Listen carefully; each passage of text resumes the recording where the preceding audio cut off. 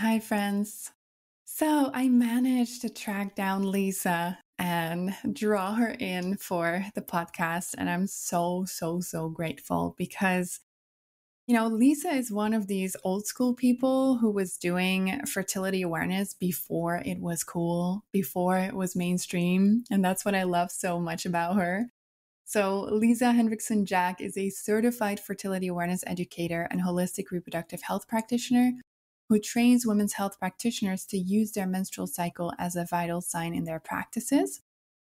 She's the founder of the Fertility Awareness Mastery Mentorship Program. She's the author of 3 best-selling books, Real Food for Fertility, which is co-authored with Lily Nichols, The Fifth Vital Sign, and the Fertility Awareness Mastery Charting Workbook. Lisa works tirelessly to debunk the myth that regular ovulation is only important when you want to have children by recognizing the menstrual cycle as a vital sign. Drawing heavily from the current scientific literature, Lisa presents an evidence-based approach to help women connect to their 5th vital sign by uncovering the connection between the menstrual cycle, fertility, and overall health, something our education systems have consistently failed to do. With well over 4 million downloads, her podcast, Fertility Friday, is the #1 source for information about fertility awareness and menstrual cycle health. When she's not researching, writing, and mentoring women's health professionals, you'll find her spending time with her husband, her 2 sons, and her baby girl. To learn more, visit her website in the show notes. So, like I said, hanging out with Lisa in one room is just so cool because she's one of the old school folks. Like I said, she was doing fertility awareness before it was cool. And I love her story. Like, she shares how she started, and it's just so endearing and so beautiful. And I can't wait for you to hear it. And we mainly spoke about what fertility awareness is and why it is so helpful, how we can use fertility awareness with irregular cycles and postpartum, because that is really something that we haven't gotten into. And I've also spoken with her about cervical fluid patterns. And on top of that, she also shared what she really wants people to know when it comes to fertility awareness. So enjoy listening. You're listening to the podcast of Iris Josephina. If you're passionate about exploring the menstrual cycle, cyclical living, body wisdom, personal growth, spirituality, and running a business in alignment with your natural cycles, you're in the right place. I'm Iris. I'm an entrepreneur, functional hormone specialist, trainer, and coach, and I'm on a mission to share insights, fun facts, and inspiration I discover along the way as I run my business and walk my own path on Earth. Here, you'll hear my personal stories, guest interviews, and vulnerable shares from clients and students. Most people know me from Instagram, where you can find me under @CycleSeeds, or they have been a coaching client or student in one of my courses. I'm so grateful you're here. Let's dive into today's episode. Hi, Lisa. Welcome to the show. Thanks for having me. I'm so happy you're here. Before we dive into all the juicy topics about fertility awareness, can you share a little bit more with us about who you are and what your work is about? Sure. How long do you have? Just kidding.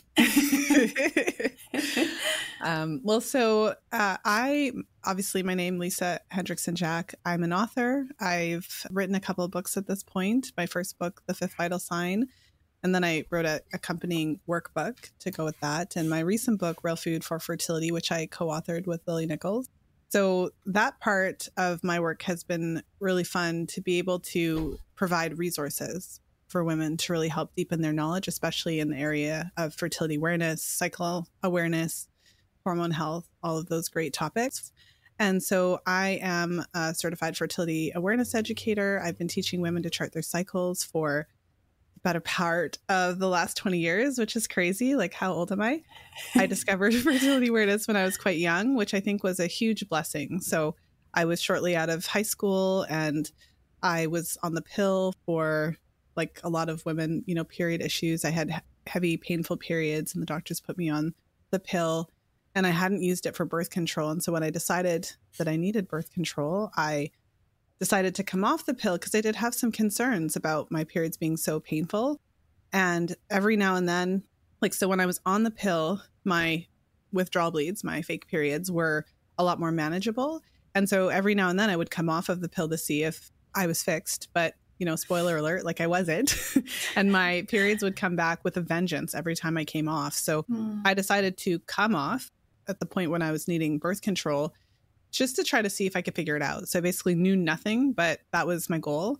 And so somewhere along the way, I discovered fertility awareness, and that really helped me to feel so much more confident in my decision to not use hormonal birth control.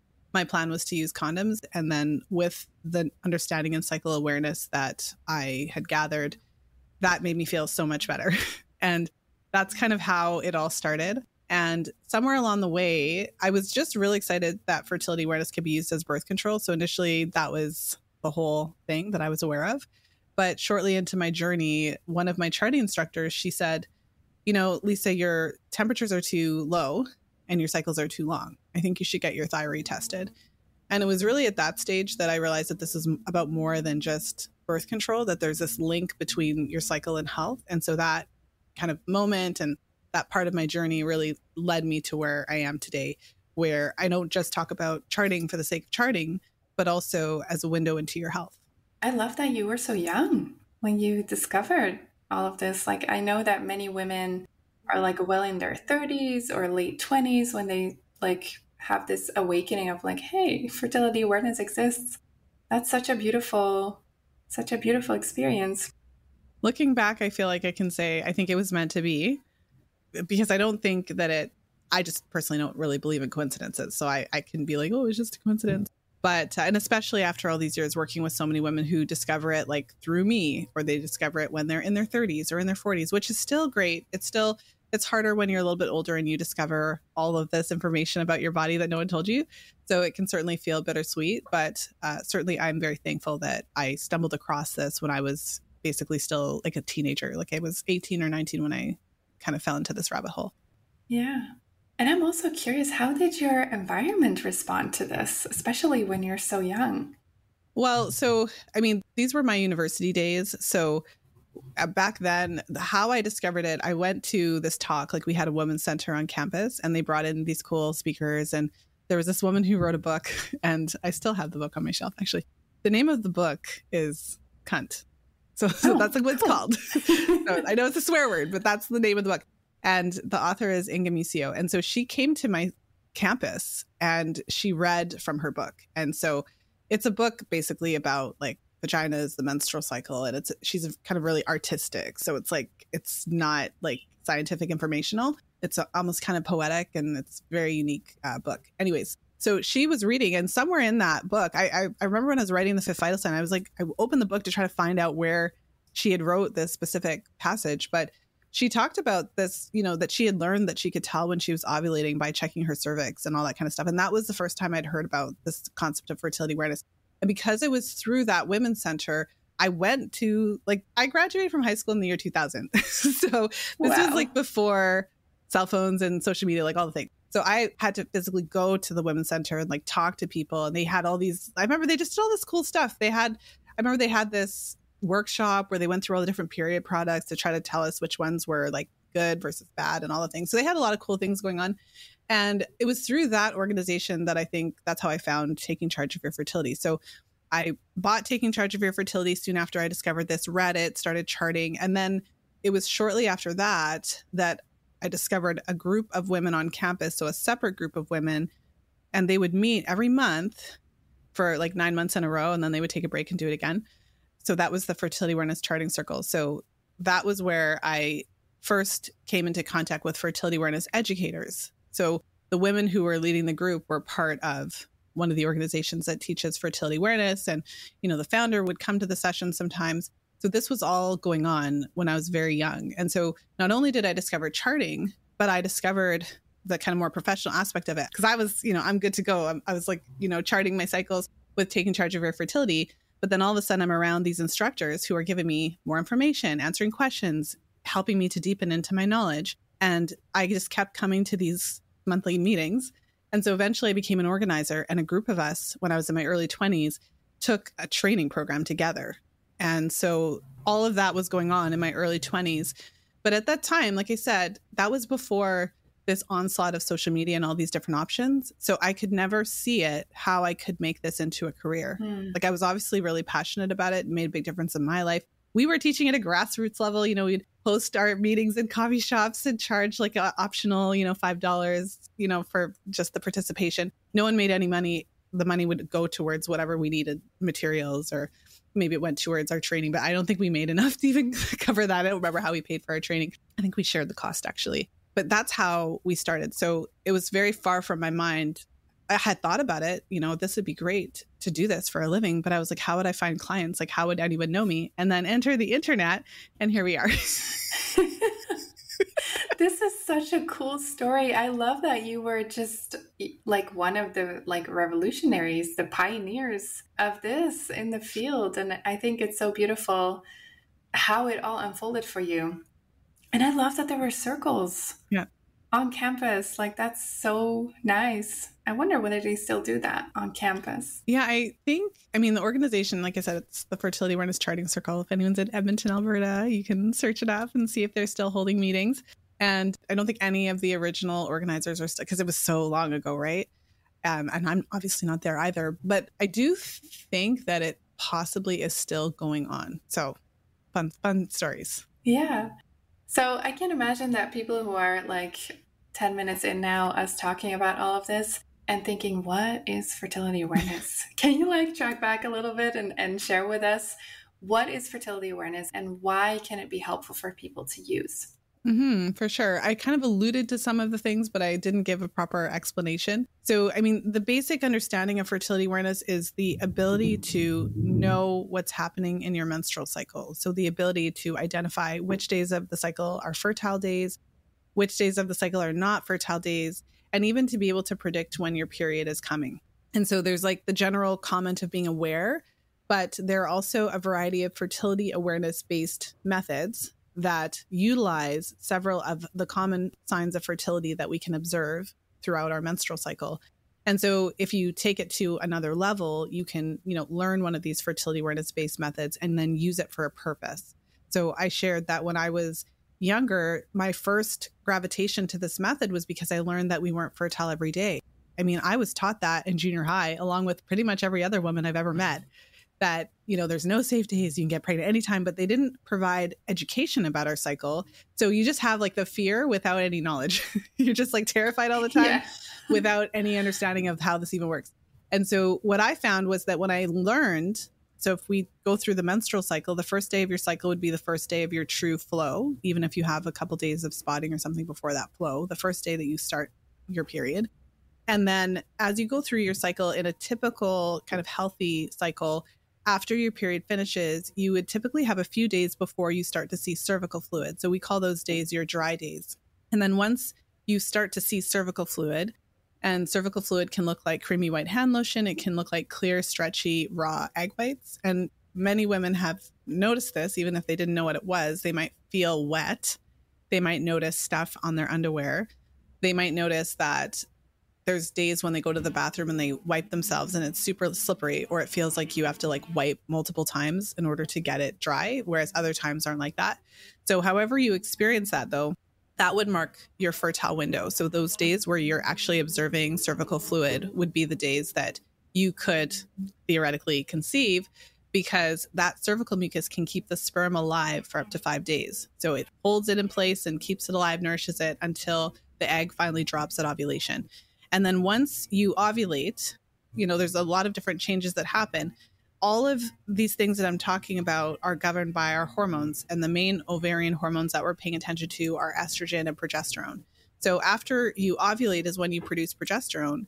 And the progesterone has a thermogenic effect on the body. So it actually causes your temperature to rise, and you can measure that. And that was one of the things as well. All of these signs were fascinating to me. The mucus was fascinating when I first discovered charting. The temperature was really fascinating because you can plot it on a graph. It's pretty black and white, right? So it was really interesting to see that every time I would ovulate, my temperature would then go up afterwards and stay raised until I would have my next period. And being 20 years into this, it's kind of, I'm really used to it by now. But what's interesting about it is that cyclicity piece. So it happens over and over again. It doesn't always happen in the exact same way. It doesn't happen on the exact same day. So it's not really about predicting by day. but it's understanding this kind of pattern of your body and to be able to actually trust it. It's a whole scientific thing. So those are just two of the signs. Some women will pay attention to their cervical position, and there's certain fertility awareness-based methods that utilize hormonal markers. So they might utilize like an ovulation strip or even like a monitor that measures for the estrogen, progesterone metabolites or things like that. And so when we kind of get into the weeds, for women who want to avoid pregnancy without hormones, there's a lot of women who have negative side effects and different unfortunate experiences on hormonal birth control. So there's a lot of women that gravitate to this method because maybe they've just had enough, like maybe they've had some really negative side effects and they were kind of under the impression that that was the only option. That was the only way that they could do this. So I've had a lot of women in my programs who like literally are at their wits' end, and then they discover fertility awareness and they're like, wow, like I didn't think there was another option. I thought I would just have to, go on a different birth control pill or try another IUD or whatever. And so a lot of women gravitate to it for that. And then obviously a lot of women find this method when they're trying to get pregnant. Yeah. And it's so crazy because we're told that we can get pregnant all the time, but then for anyone who's been trying to conceive for a while, it's not happening. You could be having all the sex, right? And not conceive. And so timing is huge, especially because a lot of women, we are not taught anything. So we're told that we ovulate on day 14. So everyone tries to have sex on day 14, but depending on your cycle, you could be ovulating earlier than that. You could be ovulating later than that. So for a lot of women, just that's when they discover like, wait a minute, there's something to this timing thing. I guess I'm not fertile every day. And the fertility awareness aspect of it really helps you to clarify which days are actually fertile, because it's not every day. And you can legitimately, miss out on that opportunity to conceive cycle after cycle if you're mistiming. So that's like a little intro primer. I mean, obviously I can talk about it all day, but so that's the basics. Thank you for sharing all of that. And you mentioned earlier that there is like the regularity of the cycle that we can see like a pattern. But how does it work when people have a more irregular cycle or when they are postpartum and they're like awaiting the ovulation for the first time again after all these months of pregnancy and after birth? That's a great question. And I think I'll address those two topics separately. So I think first I could talk about irregular cycles and then remind me if I forget, and we can go back into the postpartum. Sure. So I think one of the biggest myths about fertility awareness, well, first of all, that it's the rhythm method. And even if you don't think about it in terms of calling it the rhythm method, I think because we are so used to this concept of a 28-day menstrual cycle and a day 14 ovulation, that even if you don't necessarily think fertility awareness is the rhythm method, you're still looking for this pattern and you're still anticipating it. So one thing, the kind of myth about fertility awareness charting is that it can only work if your cycles are regular. But that's coming from that rhythm method thinking of it has to always be the same because we're guessing when you're fertile based on your previous cycles. But that's not how fertility awareness works. So with modern fertility awareness-based methods, we're looking at those biomarkers. So we're looking at your cervical fluid. Are you seeing it? When are you seeing it? When does it start? What does it look like? And the cervical position is an optional sign, but that as well. We might be looking at, like I said, the hormone testing, depending on the method that a person is using.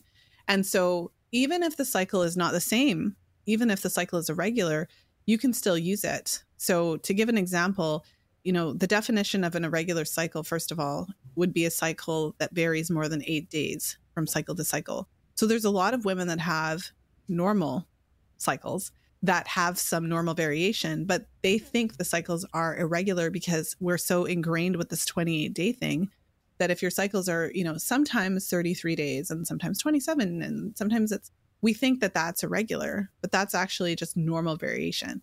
So the first part of the answer about irregular cycles is that we would want to define if your cycles are truly irregular. So to meet that definition, they vary more than 8 days from cycle to cycle, or if they're regularly over 35 days. So that would be more like it's 42 days one cycle, and then it's 28, and then it's, 36. Like that would be more of truly irregular. You can still use fertility awareness even if the cycle is irregular, because again, we're basing our decisions on what we're seeing in real time. But obviously it does come with some challenges. Yeah. So I've worked with some clients who, let's say they have what I would call uncontrolled PCOS, because the whole thing with the cycle as the fifth vital sign, if we're thinking about it that way, is that when your cycle is regularly falling outside of normal parameters, it does mean that there is something that's wrong. So when a woman does regularly have these really abnormal, or not abnormal, but really long kind of irregular cycles, typically there's a reason for that. Mm-hmm. So one of the common reasons would be something like PCOS, polycystic ovary syndrome. So if we use that as an example, I can think of clients whose cycles were long. They would be like 42 days or 45 days in between periods. And often when they're tracking their cycle, especially with PCOS, some of these clients would have multiple days of mucus. So in a normal healthy cycle, we would expect there to be somewhere between 2 and 7 days of mucus that would lead to ovulation, and then you would ovulate. So in a normal healthy cycle, we would expect there to be like a patch of mucus, like you just have mucus for a while and then it goes away and then you ovulate, right? All the things. But for many of these women, it's a delayed ovulation. That's why their cycles are so long. So they may have some follicular development, like they're trying to ovulate, they start to see mucus, but then there's a reason that the ovulation is not happening. Yeah. So in PCOS, it's characterized by insulin resistance. It's an inflammatory condition. So there's different reasons, different things that are kind of delaying that ovulation. So some clients would see like all this mucus, like lots of days. Other clients might see mucus for a little bit, and then it goes away. And then they see mucus again, and then it goes away. So one of the challenges is that although you can still use the method for birth control, because of all those days of mucus or all those different patches, there are many, many days that you have to consider fertile in this example. Yeah. And so it can be frustrating, it can be challenging. I think it's also a good reminder. If your cycles are consistently irregular, it's a good kind of piece of information for you to note that we should be looking at what's happening, what the underlying cause is, and working to rectify that. Yeah. I've also had a number of clients in this situation who really work towards addressing some of those reasons that they're having the cycle irregularities and manage to get their cycles into the normal range over time. And so that's obviously the goal. But I guess the takeaway is that fertility awareness is still going to work. It's just that there can be some challenges. Obviously, let's say if you have a 45-day cycle, let me see if I can do my math. So let's say ovulation in that scenario might be day 32. Yeah. So the challenge can be that there'd be many days in that 32-day window where you might have to consider yourself fertile. You might have to use an alternate, barrier method or something like that. So for some women, they're fine with that, but other women might find it to be difficult to have that long of a period of time where they may have to use protection. Thank you for clarifying that. I feel that this is such a mystery for so many people. And a lot of people do think that they can only use this method when they're having like very super regular cycles. But it's really like relieving to hear that even when you don't have a regular cycle, you can use this method. It just comes with a little bit of extra caretaking and maybe some extra protection if you're not looking to get pregnant. And I would say arguably there would be an argument for you to chart your cycles when they're irregular. First of all, to alert you as to what's really going on. Sometimes if we're not paying attention to our cycles, it's like, oh, some months I just skip a period. Like you can kind of have this like laissez-faire, really casual attitude. Yeah. But as soon as you start tracking this stuff and writing it down, then you start to be aware of potentially how problematic it really is. And for many, many women, what I have found is that charting is one of the most powerful ways, I think, to really help us to start organizing ourselves to do the things we need to do to have healthy cycles and healthy hormones. Because when it's looking you in the face, every day, and you're charting and you're not ovulating yet, and it's still not happening, and it's, day 31, and, am I going to ovulate yet? That can be just such an incredible motivation for women who might just not have been either. It brings a lot of awareness. They might not have been aware that there's an issue. They might have thought it wasn't so bad, but then when they see it, that often sparks this like light to the fire, you could say. Yeah. I think a lot of people would think, if my cycles are like this, I shouldn't chart. But I would say the opposite. I would say that it can be the start of a very powerful journey that hopefully ends up with you really learning about what was going on to cause those cycle irregularities, making some corrections. And it is possible to rectify that. It's possible to go from having these long cycles to having regular cycles, although for many women, it takes quite a bit of work and lifestyle changes and different things to address some of those underlying factors. Like I said, with PCOS, often it's the insulin resistance that we have to address initially. So looking at the diet, looking at macronutrient ratios, making sure we're getting enough protein, making sure we're not just consuming all the sugary things that are spiking the insulin and making this problem worse. And for many women, when they focus on that for a while and then learn a bit more about the condition and some of the things they can do to just optimize their metabolic factors, minimize the inflammation, all the things, that they can really see an improvement. So yeah, so huge takeaways when you start to chart your cycles.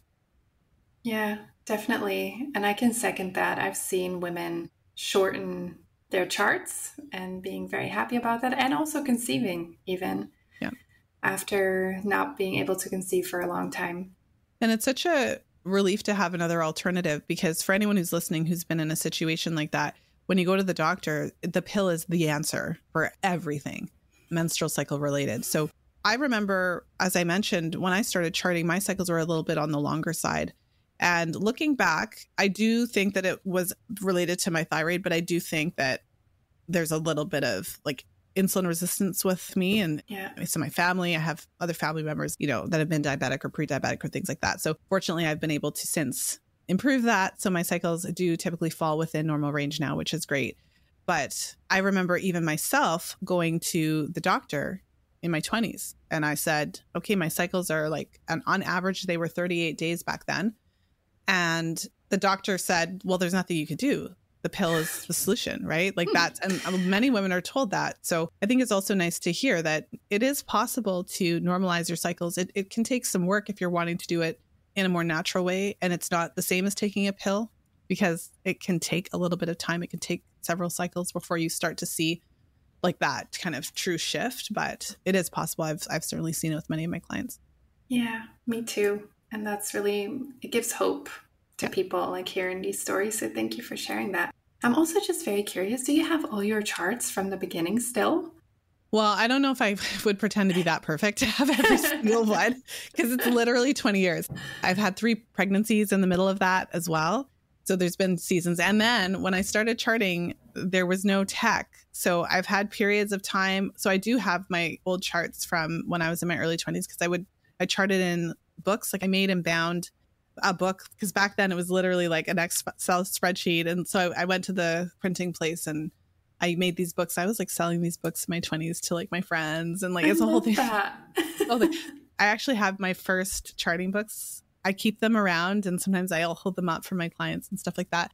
So I have many of my charts. There have been periods of time when I did chart with apps, and I almost I don't regret it because it's fine, but so there would have been a time when I charted a bit with Kindara, but I don't chart with Kindara anymore. And who knows where those charts are? You know what I mean? Yeah. I know that I do have some colleagues who only chart on paper and they have every single chart. I have many years worth of charts though. And I go in between paper, and occasionally I use an app. And like I said, I've had breaks in between with pregnancies and things. So hopefully that's a good answer, but I have most of them. Yeah. Did you also chart during your pregnancies? Because I'm in my preconception phase, and I'm just imagining how cool it would be if I could just keep charting and then see how many days my pregnancy actually is. Did you chart during pregnancy? So interestingly, I recommend for my clients that they stop charting when they get pregnant. So that would be a personal decision. I think that if you're really keen to do it, don't just take this all with a grain of salt. So the reason that I typically make that recommendation for clients is because I often worked with clients who were trying to conceive for quite some time. And so when they finally conceive, for some women, that charting process can be a bit stressful. Yeah. As they're charting and then they're trying around ovulation, and then there's a 2-week wait. So there's a lot of women who do find they have a bit of a conflicted relationship with it. So I think for most of my clients who were in that, because I did one of my most popular programs was my Get Pregnant Naturally program. And so I worked with many, many clients who were actively trying to conceive, and many of whom tried for quite a while. So fertility clients. And so for that group of women, it's kind of like time to celebrate the pregnancy, Yeah. And also it can add a bit of stress, because at the very, very beginning, when you first conceive and you're charting. So what typically happens, you see the first temperature shift after ovulation. Yeah. And in some charts, you'll actually see another shift, like another step. And in other charts, you'll just kind of continue to see like a bit of a line going up. But what can happen is like any time you're charting, your temperature isn't always the same. So sometimes the temperature goes up a little, then it goes dips a little, and it goes up. And so, especially if you've been trying to conceive for a while, or I've had clients who've had, history of miscarriage and things like that. Like it's just every time the temperature changes at all, it can just cause like just so much stress, right? So anyway, so that is what I recommend for my clients. For myself, I did not continue charting. I conceived. And all 3 times, so I have an 11-year-old, an 8-year-old, and a soon-to-be 2-year-old. She'll be 2 next week. And so every time I knew I was pregnant, as soon as I went beyond my normal luteal phase length, because I've been charting for like so many years.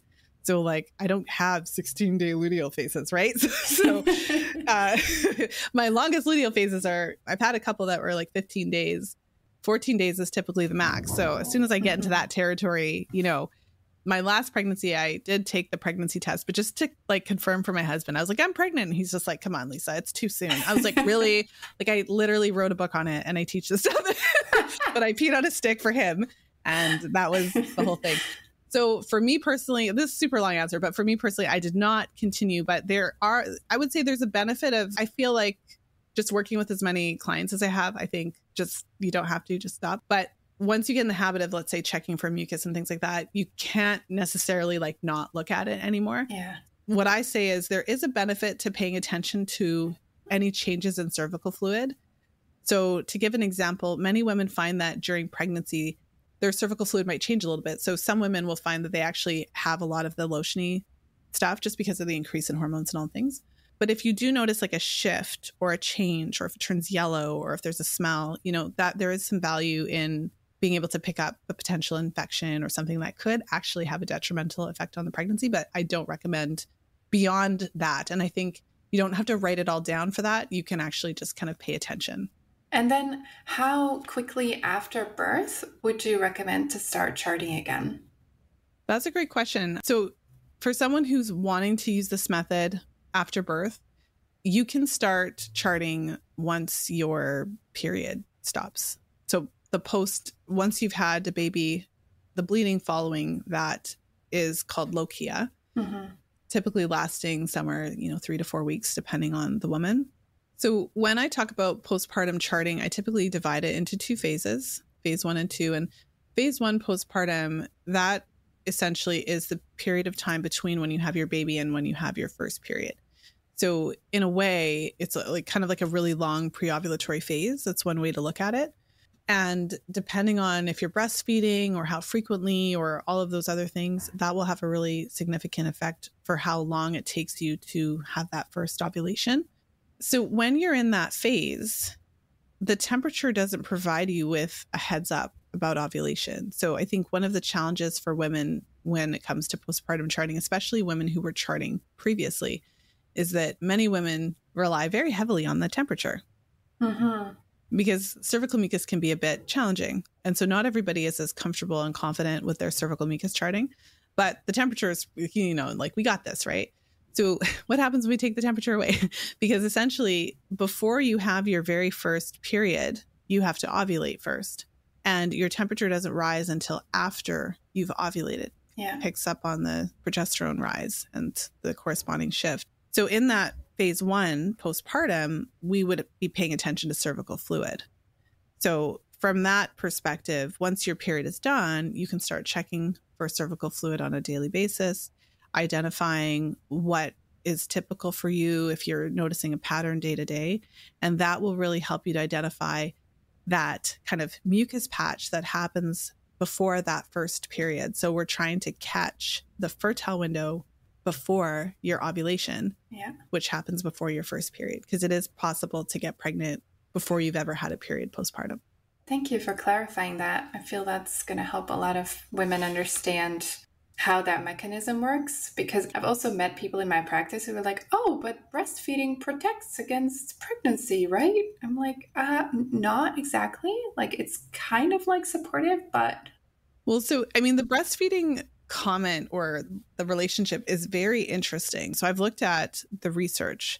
So the breastfeeding method, like breastfeeding as birth control, that would be called the lactation amenorrhea method. So it's actually a method. When you read the research, it's very interesting because what they say is that it's 98% effective. So in this specific condition, so women who are totally breastfeeding, we could talk about what that means because there's a specific definition during that first 6 months, and they haven't got their period back, there's a 98% effectiveness. And I find that interesting because, duh, in a way, right?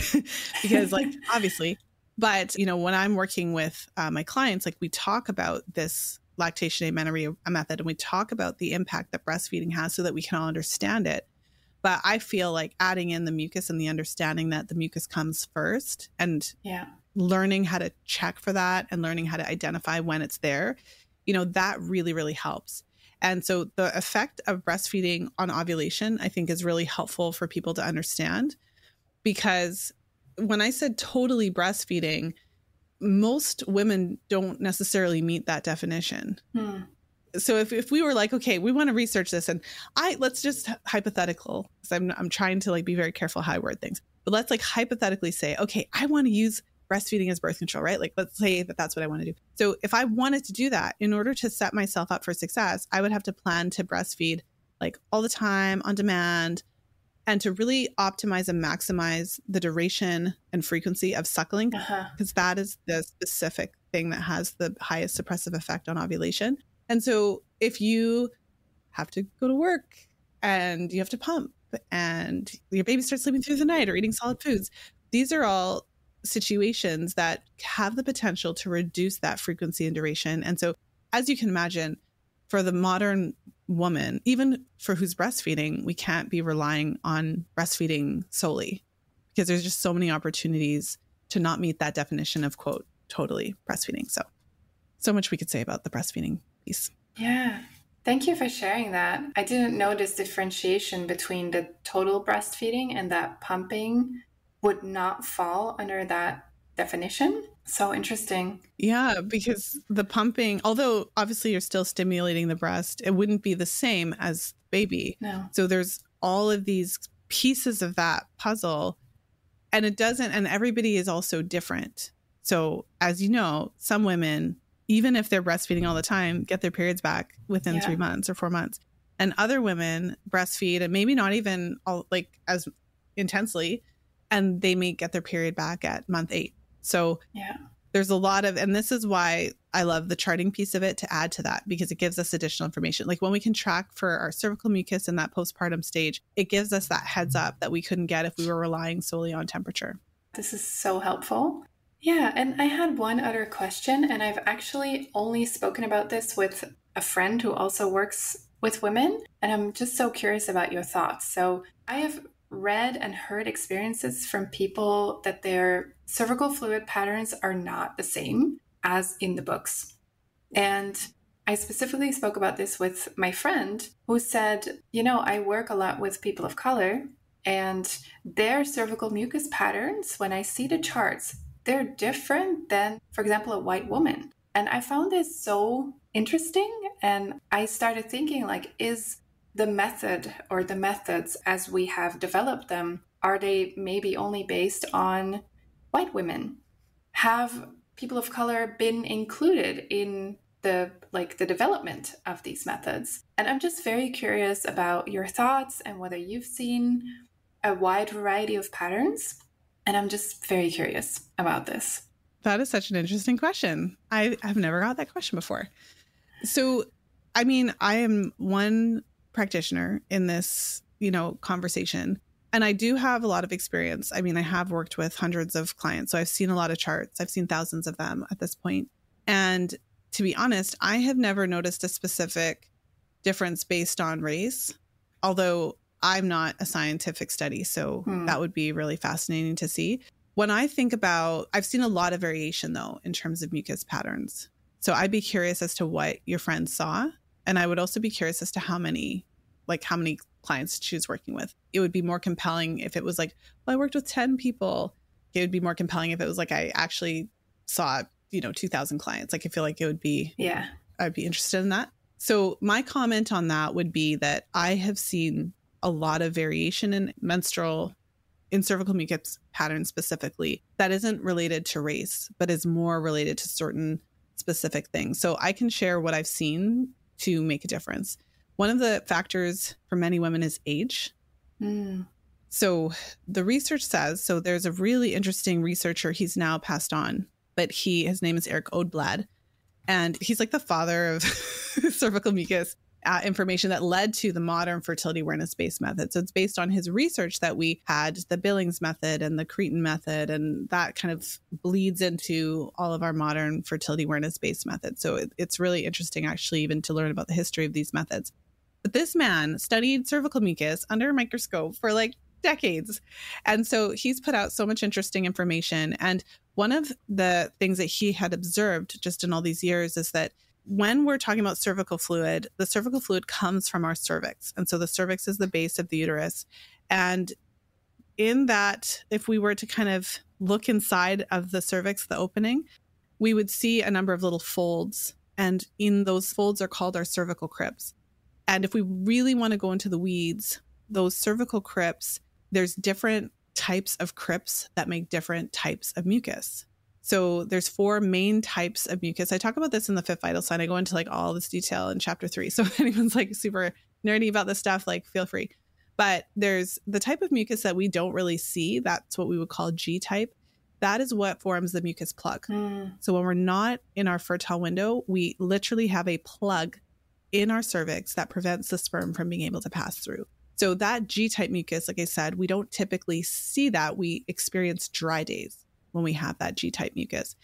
And G is a word for gestogenic, which means under the influence of progesterone. Yeah. So it's when our progesterone is highest that we have this type of mucus. And then on the days that we observe mucus, we typically see the clear stretchy or the white lotiony type. And so there's several crypts that together, including the G, like make us see that type of mucus. So what Odblad found in his research is that when we're younger, we tend to have more of these S and P and L crypts that provide more of that clear stretchy. So often, like our best mucus days would be in our 20s. Like that's typically when we would see more of it. We would see higher quantity and potentially a higher quality of mucus as well. And this is assuming that we are not healthy, not on hormonal contraceptives. And then as we get older, what happens is as we age, we have fewer of those crypts that make that type of mucus. And so we end up seeing a bit less. So I would be curious as to, is it the race? Like I would be breaking it down based on these things. Because I've certainly observed that as women get older, not everybody is not the same, but it is common to see fewer days of mucus or less of it, less quantity. Another huge factor is birth control pill use. So even before I would say, is there a difference between white women and Black women? I would want to know if the women that you are seeing, the Black women that you happen to be seeing, maybe they didn't use the pill, right? Because there's potentially differences in terms of race, in terms of who's using what contraceptive or why or when they started or that kind of thing. And that would be a really interesting study as well. So birth control, so one of the scary stats, there's a few scary stats that I share in my book. And one of those scary stats is the impact of the pill on our cervical crypts. So the pill, in Odblad's work, he found that it kind of ages that cervix faster. Wow. So as I said, naturally, we tend to, the number of those crypts that produce that kind of really fertile quality cervical fluid is lower naturally when we're older. But if we use the pill for 10 years, then it speeds up that process. So many women come off the pill, and it doesn't mean they're not making any, but many women come off the pill and they're seeing much less. Yeah. One thing that's really interesting as well is that pregnancy, because we're exposed to such high levels of progesterone, estrogen, it's like a second puberty because it really changes our body. So for anyone who's been pregnant, you have new breasts at the end. They can lactate now. So there's a lot of things that happen, you know? And so one of the things is that the pregnancy hormones rejuvenate the cervical crypt. So I've had a number of clients who, you know, they used the pill, they came off, they had kind of scant mucus, they didn't see a lot, and they were still able to conceive in these examples that I'm giving you, because even if they have a little bit, it still helped them with timing. And then once they had their babies and they're pregnant and their cycles came back, then many of my clients have commented like, this is the first time I'm seeing this like egg white mucus. Like I never saw it before, and definitely not this much. So I've experienced that just so many times.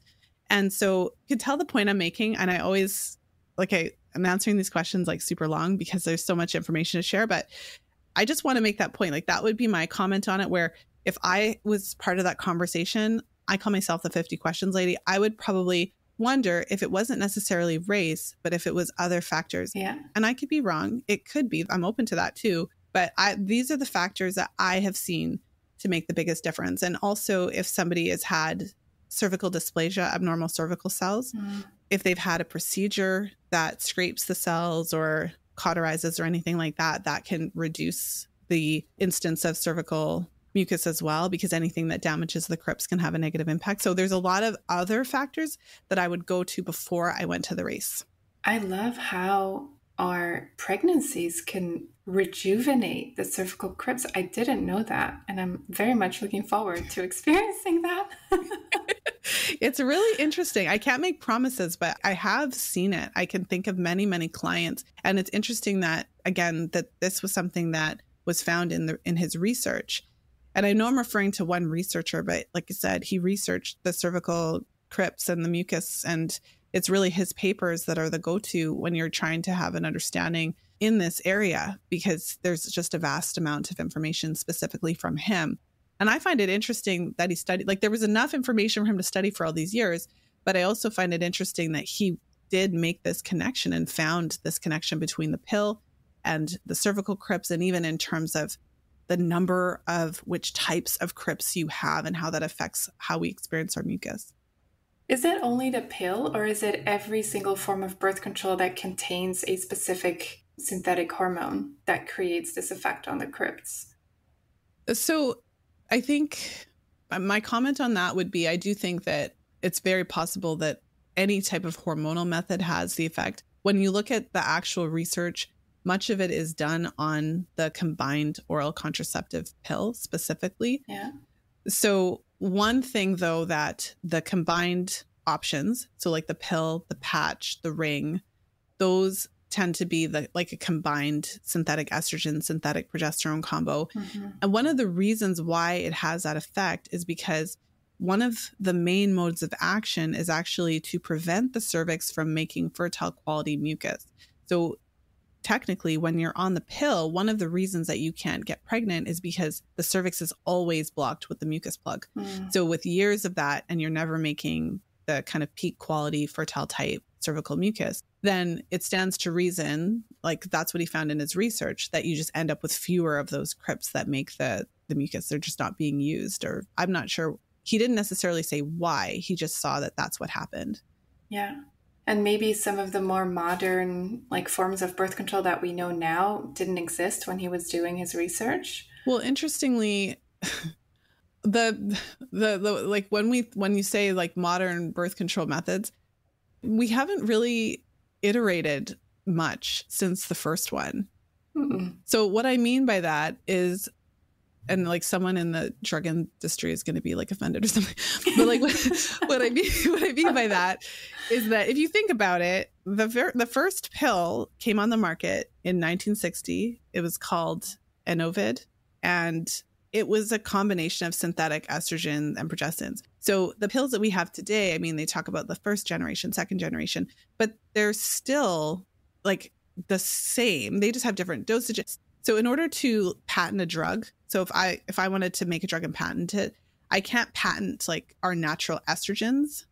So if I want to patent it, it means I made it and I put my name on it, and then I can trademark it or whatever. And so no one else, and that's how I make money, right? Like in this hypothetical example. So even in terms of the newer versions that they're making, is the motivation to create a drug that is better suited for women? Or is the motivation that my patent ran out on this specific formulation, and so I can't be the only one who makes it now, so now I need to create another synthetic version? And what that means is we have our natural estrogen, if we were to look at the molecular structure, and what is in these contraceptives is similar but not the same. And that's why they have very different effects to our natural hormones. So I would argue that there's not a lot of innovation when it comes to the pill, because they're not really looking to make it better for women. If you look at the side effect profile, we have literally 60 years of data to show that women still have side effects, and they're not favorable. Like 50% of women come off of the pill within the first year of using it. And those stats are even higher for things like the shot, which are not, like, even have a worse side effect profile, you know? Yeah. And so the drug manufacturers are making kind of iterations, but I would argue that they're doing that to make sure they always are on top of that patent. Yeah. And then as soon as the patent wears off, then generic versions can be made, and then they stop making money. So then they have to make another one. So I don't believe that the modern pills are much better than what they were. And I would also say that I don't believe that the iterations are for our health benefits or anything like that. I think that it's for the company to make money. Yeah, I completely agree with that. But what I was trying to say is that this researcher maybe didn't look at the ring, because when he was researching it, this was not brought on the market, but the ingredients are basically the same. True. So we can maybe expect the same consequences on the cervical crypt specifically. So, I mean, I think that it's safe. So just based on my, the combination of the research and also my experience just working with clients, I think that's a great point. Obviously, it would be amazing if we did have the research for all of the specific methods for the implant and for the shot and for all the different options, the IUD, the hormonal releasing IUD. But I do think that it is something that we can kind of make an inference on. I think that it is the fact that the research even exists on the kind of combined pill is kind of fascinating. And I'm sure that there are women who are listening who are a bit shocked to discover that they know that it has this negative impact on our ability to produce fertile quality cervical mucus, and that potentially could have an impact on fertility. I mean, one thing I found is that it's not permanent, and I've seen many women come off the pill. Many of them have limited mucus for a period of time. Yeah. I've seen a couple clients who have several cycles without any mucus until they start to see it, cycle 5 or whatever. But I've never seen it to be permanent. I've never seen it to mean that you can't conceive, even if the mucus isn't great, because mucus is one of the factors of fertility. It's not the only factor. Yeah. But yeah, it's definitely interesting to think about. And these are things that we should be made aware of so that when we're deciding which method of birth control to use, we can truly make an informed choice. Yeah, I totally agree. Thank you so much for sharing all your wisdom and your knowledge. You're like a walking encyclopedia. I love it when people are like that. I've been reading about this stuff for so long. So I have a lot to say about it for sure. You're like, oh, there's this topic. Let me open up all my drawers. I love that. I love that about people. So please don't change that. I love it. So to close off, do you have any wisdom you would like people to know today, maybe for when they're just getting started or they don't know how to get started? Yeah, I mean, the first thing I'll say is that you're learning at a great time.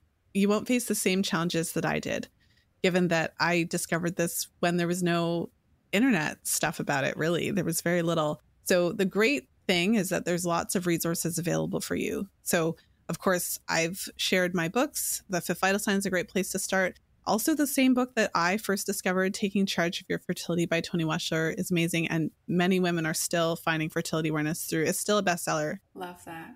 And I believe she's working on her 25th anniversary edition. Oh, wow. Right now. So shout out to Toni. But yeah, so I would say if you're getting started, certainly grab one of those resources. One of the easiest ways to start is just to start tracking your periods, start learning about your cervical fluid like we talked about, and understand what it means in terms of your cycle, that those are your days of fertility.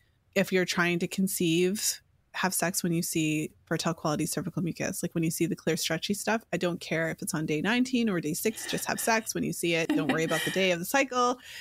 If that's the one takeaway for anyone who's trying to conceive, don't trust me, trust but verify. But there's lots of research to support that recommendation, but definitely make the mucus your primary sign of fertility that you're timing sex based on. And if you're wanting to use this method for birth control, if you're feeling really inspired and you have had a negative experience on birth control, I would recommend that you choose a specific method and that you consider working with an instructor. Yeah. Because I want women to be successful. This is a method that requires you to know what you're doing. And so it is really helpful, a huge confidence boost when you can work with someone who has trained in a specific method who can really guide you. So I would highly recommend that for someone who is wanting to seriously use this as their primary birth control method. And the last thing I'll say is you can do it. It is possible. It's not the rhythm method. It's not like, as people say, it's not your grandma's rhythm method.